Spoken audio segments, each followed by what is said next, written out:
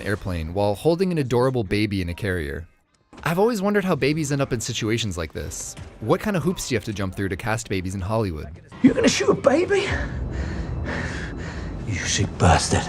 Besides babysitting, delivering newspapers, and, wreath making, show business is the only industry that can legally employ children under the age of 14. In fact, they've been in movies almost since the birth of cinema. I hate myself so much. Casting a baby isn't as simple as casting a grown-up actor, though. For one, they don't have to get their shift at Starbucks covered to go to an audition, but mostly because there are some special rules producers have to follow when casting an infant. For example, in California, babies can only be on set for 2 consecutive hours per day, with actual work not exceeding 20 minutes under any circumstances. The state's child labor laws also require that babies be at least 15 days old to be eligible for a work permit, which is good news for babies who can just chill during their literal first days on Earth. But not so good for productions that have scenes with newborns, because the thing is, if you've ever seen a baby that's 2 weeks old, you know that they don't exactly look like a newborn anymore. In order to get past this hurdle, productions often try to cast preemies, who look newborn even when they're the required minimum of 15 days old. And in a lot of places outside California, that's perfectly legal. In 16 states, there are actually 0 regulations regarding minimum age for baby employment in films, and many other states have laws that are pretty lax. In New Jersey, for example, a month-old baby can work 5 hours a day, 5 days a week. And in Louisiana, they can be employed 6 hours a day, 6 days a week. That's more hours than I worked when I bagged groceries after I graduated college, and no, I do not want to talk about it. Most states also do nothing to protect the money that babies make. Only a few places follow the Coogan Law, which requires that child actors be set up with a blocked trust account to protect their earnings.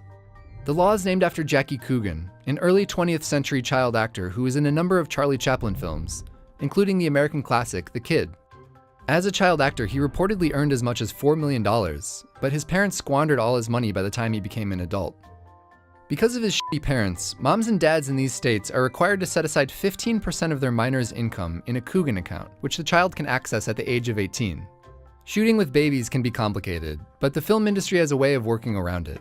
I would say 90 to 95% of jobs for babies and toddlers are exclusive to twins and triplets because 2 babies can play 1 character. So there's 2 advantages there. Number 1, you can have them both come to set at the same time.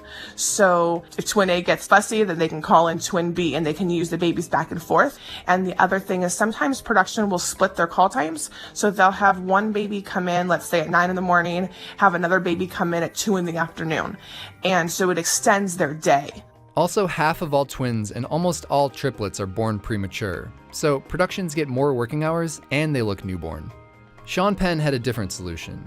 He directed a movie that nobody saw called The Last Face, where they put out a casting call for a 1-day-old baby. Since they were shooting in South Africa, where you can cast minors with the permission of the Department of Labor, it was totally legal. Babies in showbiz probably rake in big bucks, right? Unfortunately, not. Babies obviously can't talk, so they're usually classified as an under 5, a term that refers to an actor with less than 5 lines. It's interesting because you can have a baby who is a recurring character on a TV show and has a name that the public can relate to, but a lot of those babies are only getting paid between, $200 and $300 a day. So babies don't really make a ton of money, and casting them sounds like kind of a nightmare. Are there any other options? Cut to American Sniper. Not all of them are as fake as this one, but plenty of productions resort to using fake babies, at least for part of the shoot. Hey! Turn to my daughter, please, right now! It is quite common that, they'll use fake babies for the far away scenes and then, they'll hire a baby when they need a close-up shot or a face shot.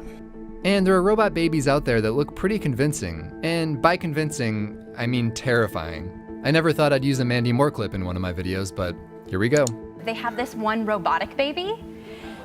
It's weird, guys. I have 2 very emotional scenes where I'm talking to a newborn in the hospital, and I go to put my hand on the robotic baby and it's vibrating and making weird movements. Babies on screen aren't going away anytime soon. So until producers find a cheap and easy CGI fix for the baby dilemma, it looks like they'll have to continue to work within the regulations that are set up.